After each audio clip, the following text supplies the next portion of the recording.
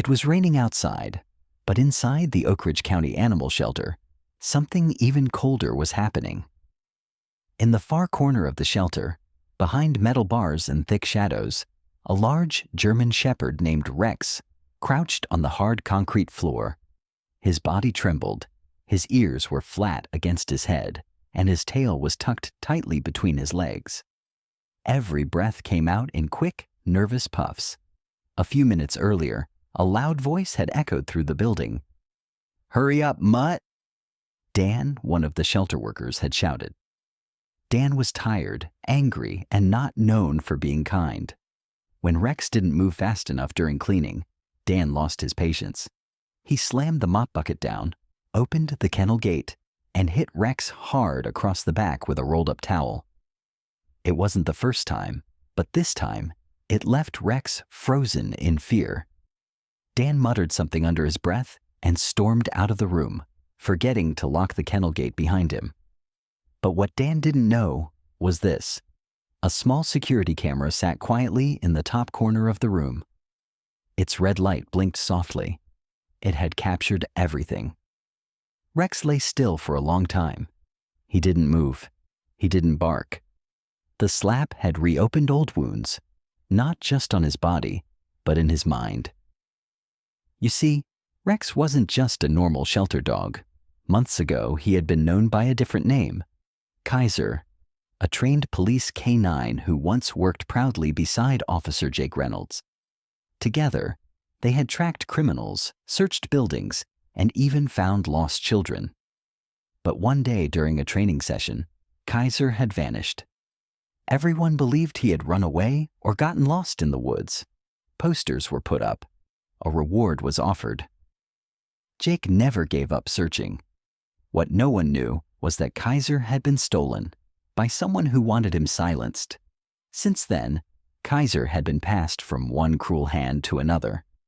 He had been beaten, starved, and eventually dumped at the shelter under a fake name, Rex.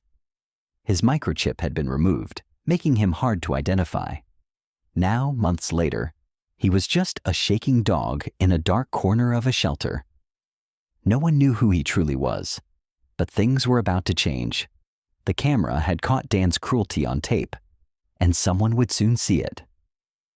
As the rain tapped gently against the shelter's roof, Rex slowly lifted his head.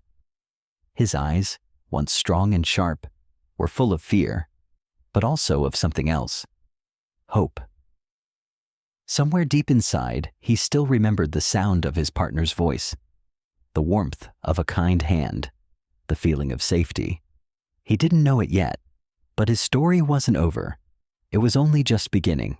Sarah Mitchell pushed open the shelter's front door with a smile. The smell of animal food and cleaning supplies filled the air, but she didn't mind.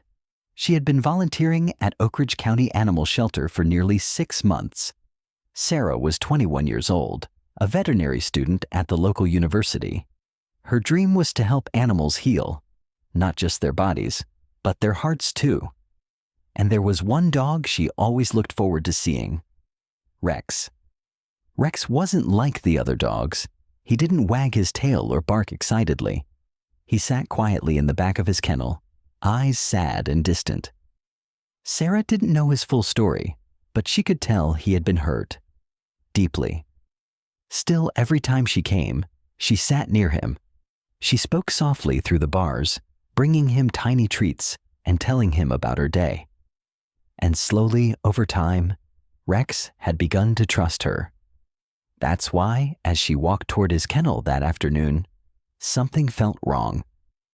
The door was hanging open. Her heart skipped a beat. The kennel was empty. "Rex?" she called softly, but there was no sound, no movement. The blanket in the corner was untouched. Panic gripped her chest. She rushed to the front desk, her voice shaky. "Did someone move Rex?" she asked. The receptionist shook her head. "Not that I know of." Sarah felt a cold chill run down her spine. Something wasn't right. She ran to the office where the shelter's security cameras were stored. Her hands trembled as she logged in and started to review the footage. It didn't take long to find what she feared. There on the screen, she saw it.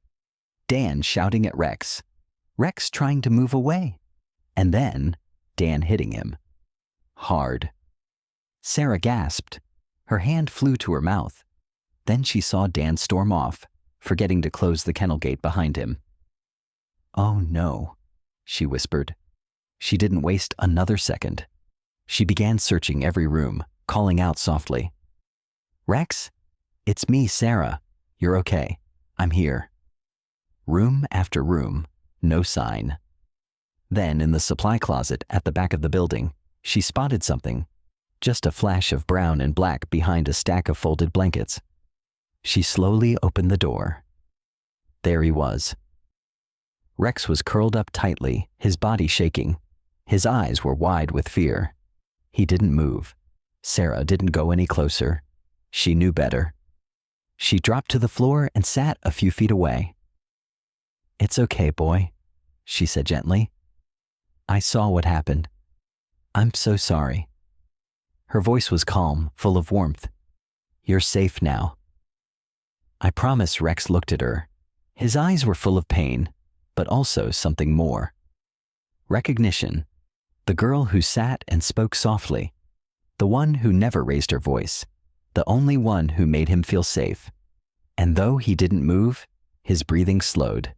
Just a little. Sarah smiled through teary eyes. "We'll fix this," she whispered. "I won't let anyone hurt you again." Sarah stayed sitting on the cold floor of the supply closet, just a few feet away from Rex. She didn't try to touch him or call him loudly. Instead, she kept her voice soft and calm. "You're safe now, Rex. No one's going to hurt you," she whispered. Rex didn't move, but his eyes stayed on her. He seemed to know she wasn't like the others. Slowly, very slowly, he lowered his head and gave a quiet sigh. That small sign of trust warmed Sarah's heart. Meanwhile, in the shelter's office, the shelter manager, Lisa Carter, had just finished watching the same security footage that Sarah had seen. Her face was tight with anger. She couldn't believe what she had just witnessed. Dan, one of their caretakers, hitting a frightened dog. "This is unacceptable," she said out loud, picking up her phone. Within minutes, Dan was suspended and told to leave the shelter immediately. But Lisa wasn't done.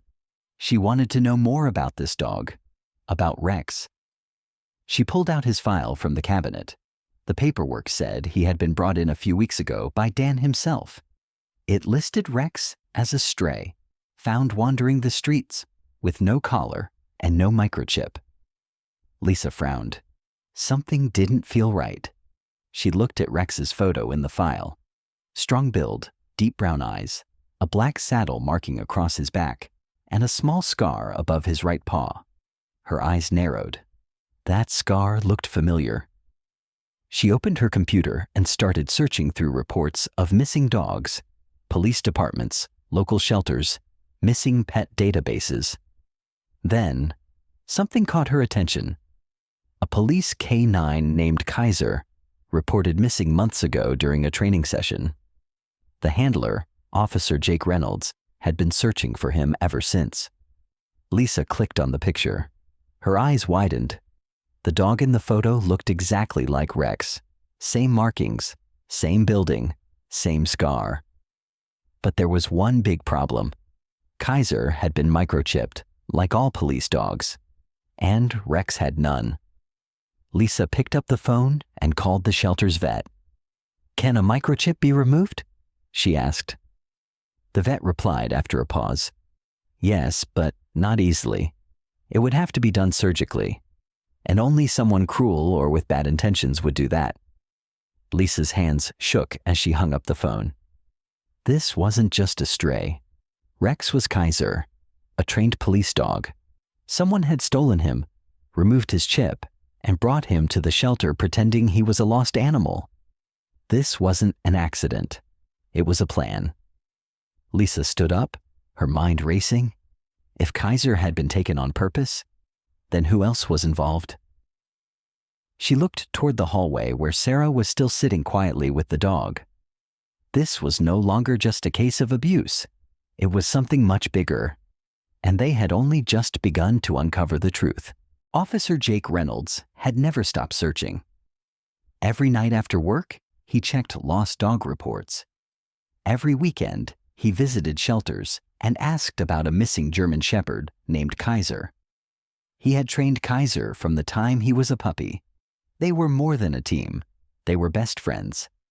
So when Lisa Carter, the shelter manager, called and said, "I think we found your dog," Jake didn't even wait to change clothes. He grabbed his car keys and rushed to the Oak Ridge County Animal Shelter. His heart pounded as he pulled into the parking lot. A million thoughts ran through his head. Was it really Kaiser? Would Kaiser even remember him? Inside, Sarah stood quietly near the entrance, holding the door open. Her eyes were red from crying, but she gave Jake a small, hopeful smile. "He's in the back room," she said softly. Jake walked down the hallway, his boots echoing on the floor. Then he reached the open room and froze. There, lying on a blanket, was the dog he had been missing for months. "Kaiser?" Jake called, his voice cracking with emotion. At the sound of his voice, the dog lifted his head. Their eyes met. Kaiser's ears perked up. His tail gave a small wag. Then, like a bolt of lightning, he leaped to his feet and ran across the room. Jake dropped to his knees just in time to catch him. Kaiser pressed against him, whining and licking his face, his body trembling, but this time, not from fear, from relief. Jake hugged him tightly, burying his face in the dog's fur. "Where have you been, buddy?" he whispered. "I thought I lost you forever." Tears slid down Jake's face, and Sarah quietly turned away, giving them their moment. But as Jake held Kaiser, he could feel how thin he was. His ribs stuck out under his fur. His paws were cracked and bleeding, and his body was covered in tiny scars. Jake leaned back to look into Kaiser's eyes. They weren't the same bright, fearless eyes he remembered. These eyes were tired, cautious, afraid. Jake's heart broke all over again. "What did they do to you?" he murmured. Lisa entered the room quietly and handed Jake a bottle of water. "He's been through a lot," she said gently, "but he's safe now." Jake nodded, his hand resting on Kaiser's head. "He's going home with me." That night, Jake took Kaiser home. He made a soft bed in the living room and stayed by his side, gently cleaning his wounds and whispering calm words. It would take time, but for the first time in months, Kaiser was safe. He was home. And no matter how deep the scars ran, Jake promised he would help him heal, step by step, together. When the police heard what had happened to Kaiser, they took the case very seriously. Detectives arrived at the Oak Ridge County Animal Shelter the next morning. They collected the security footage, took notes, and began asking questions. Everyone at the shelter was shocked when they found out that Dan, someone they had worked with for years, had brought in a stolen police dog and lied about it. The video showed Dan walking into the shelter with Kaiser. He had put a fake collar on him and filled out paperwork saying the dog was a stray he had found near the highway. But now that they knew Kaiser's true identity, it was clear that Dan had planned the whole thing. Lisa Carter, the shelter manager, handed over all of Dan's records to the police. As detectives started going through the documents, they found something even more troubling. There were other dogs, at least 3 more, that Dan had brought to the shelter in the past year. Each one had been labeled a stray.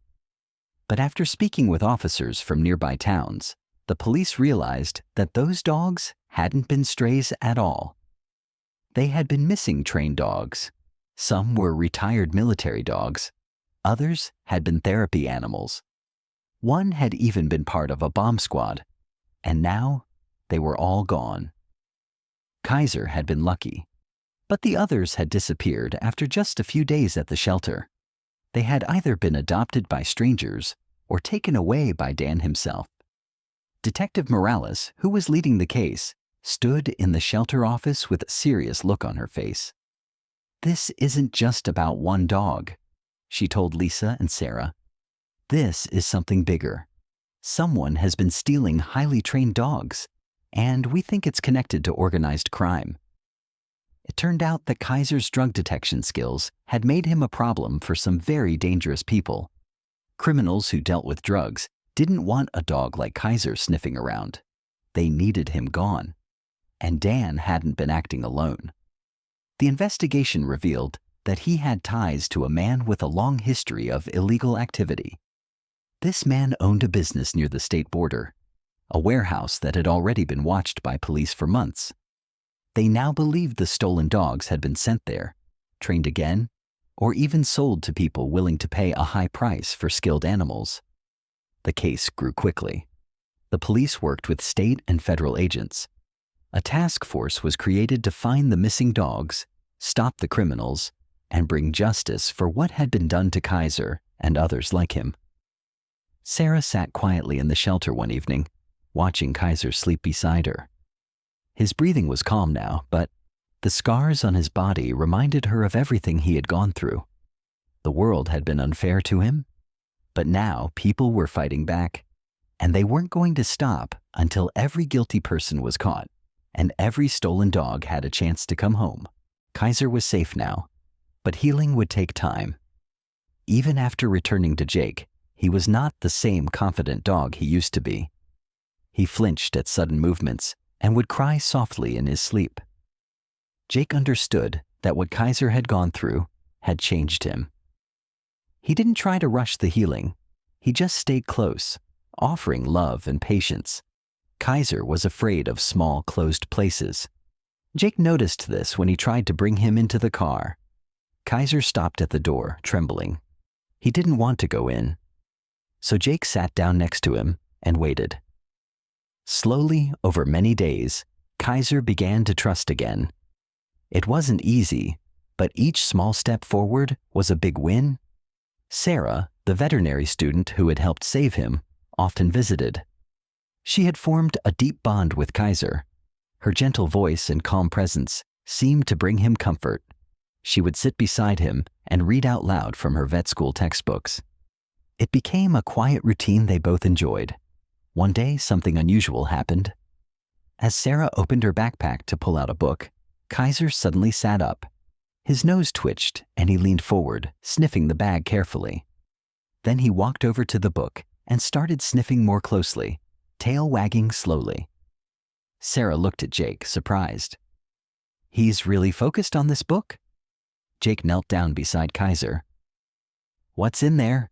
he asked, gently checking the pages. Then it hit him. The textbook had been near some lab chemicals Sarah had used at school. Kaiser was reacting just like he used to during training, alerting to specific scents. Jake's eyes lit up. "He remembers," he said softly. "He still knows how to detect smells." This discovery was big. Even though Kaiser was scared and still recovering, his mind was sharp. His training hadn't been erased by the trauma. It had only been pushed to the back. Jake contacted the police department right away.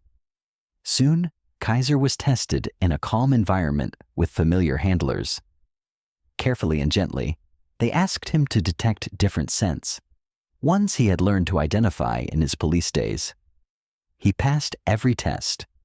And more than that, he helped uncover a huge clue. One of the items he alerted on had come from a storage unit linked to the group that had stolen him. The police followed the lead and found the place. Inside was proof of a drug smuggling operation. They also found records of other stolen dogs.